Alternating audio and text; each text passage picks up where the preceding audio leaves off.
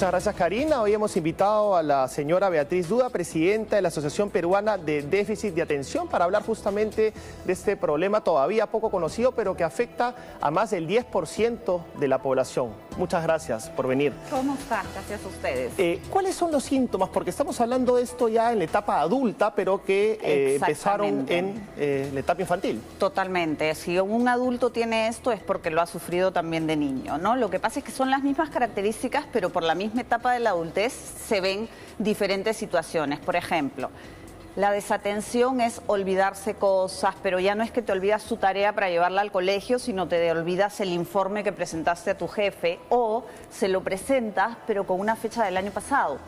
Entonces son estos errores por descuido que tienen muchas veces los adultos desatentos, ¿no? Y que traen muchos problemas. ¿Otros ejemplos? Otra característica, por ejemplo, en la impulsividad. Gente que es muy reactiva, que toma decisiones sin realmente analizar la situación, ¿no? Que es muy explosiva, cambian mucho de trabajo. Hay muy poca organización, por lo tanto no son muy capaces de ahorrar, de manejar el dinero. Hay muchos chicos, por ejemplo, adultos ya, que te dicen, vea, es que si tengo plata en la billetera me la gasto. O sea, tienen un hándicap en la vida.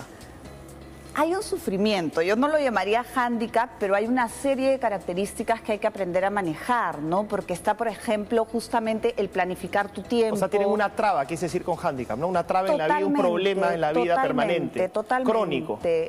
Dependiendo del nivel, ¿no? Y dependiendo qué tanta oportunidad tuviste de joven de poder aprender a manejar estas características, ¿no? Porque hay chicos que sí tienen tratamiento, digamos, en el colegio o en la universidad. Claro, y para hablar del tratamiento, porque estamos hablando de personas que también tienen problemas en el colegio cuando fueron jóvenes, después en la universidad, en el trabajo, con la pareja, ¿no? Entonces, también acarrea, por supuesto, estos problemas. Pero ¿cómo se tratan? Empecemos por los más leves, por los síndromes más leves. Ok, si tú ya eres adulto, tienes este diagnóstico, es probable... Tienes que estar diagnosticado, para empezar. Para empezar, tienes que ir a una evaluación médica, porque es un médico neurólogo o psiquiatra el que tiene que evaluarte y decidir si efectivamente existe o no este diagnóstico en ti.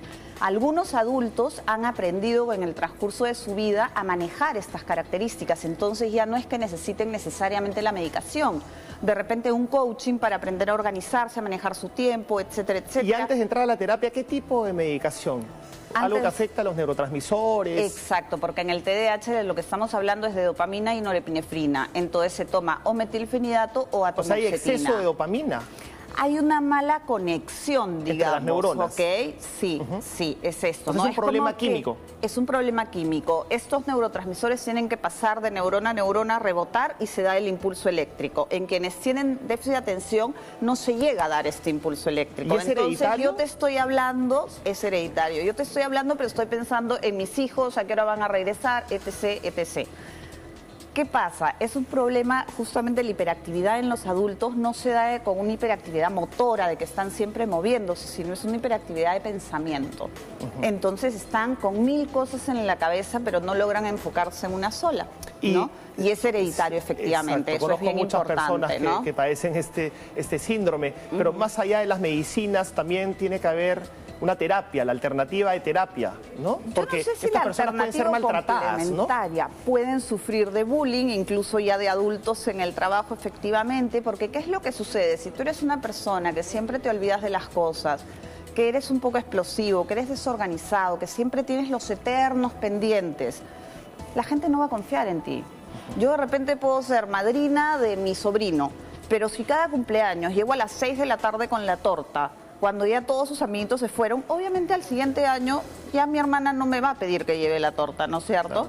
Entonces se genera como una desconfianza de parte de los otros. Pero bueno, uno puede salir adelante, ¿no es cierto? Por supuesto, o sea, hay que dejar en claro que las personas que características. sufren síndrome de atención deficitaria no son marginales. No, porque no es un problema cognitivo, no es un problema de capacidad intelectual, ¿no? Más bien suelen ser personas muy creativas, muy rápidas de pensamiento, etc., pero hay que trabajar las otras características. ¿Qué características positivas tiene una persona con este síndrome? Como cualquier otra persona, o sea, no es que el TDAH te dé características positivas, pero sí es verdad que como sueles trabajar más la creatividad porque buscas formas diferentes de llegar a las cosas. Eres incomprendido.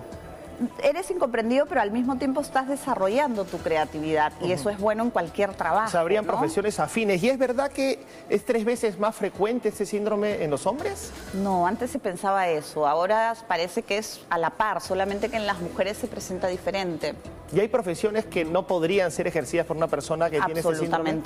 Absolutamente no, porque es cuestión simplemente de aprender a manejar las características, nada más, ¿no? Un consejo para los padres que podrían sufrir este síndrome o lo ven en sus hijos.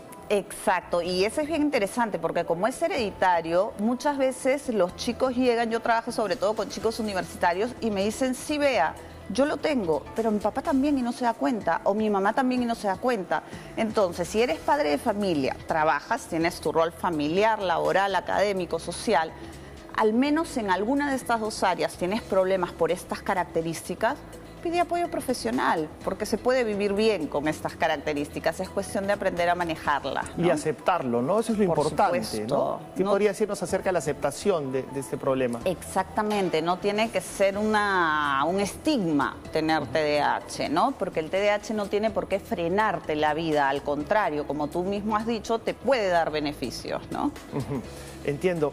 Y el problema es que no se detecta, no se suele detectar en la infancia, ¿no? Entonces los adultos ya han vivido años con el problema. Y lo que dices es bien importante porque si ya has vivido años con este problema, probablemente has desarrollado trastornos comórbidos. Por ejemplo, ansiedad, por ejemplo, depresión, por ejemplo, adicción, sea al alcohol o a las drogas. Entonces ya llegas a la adultez y de pronto ya no es un simple TDAH, sino es algo más, ya estás desbordado por algún otro trastorno. Hay que tomar las medidas del caso, estar alertas a esta posibilidad y concentrarse, ¿no? Hay que hacer esfuerzos por concentrarse también, ¿no? Hay que tomar esa iniciativa uno. Sí, y yo siempre digo, hay que hacer crecer en ti mismo la fuerza de voluntad, porque un problema de los adultos con déficit de atención, al igual que en los niños, es que quiero hacer algo, pero yo no llego a activarme para realizarlo, ¿no? Perfecto. Y por eso te decía antes, es la lista de los eternos pendientes, ¿no? Así es. Muchas gracias, doctora. A ustedes, señora Duda, por esta intervención. ¿Con qué vamos? ¿Quién conduce espectáculos? Con Silvia Cornejo. Ya, gracias, señor productor. Silvia Cornejo, los espectáculos. Gracias, René.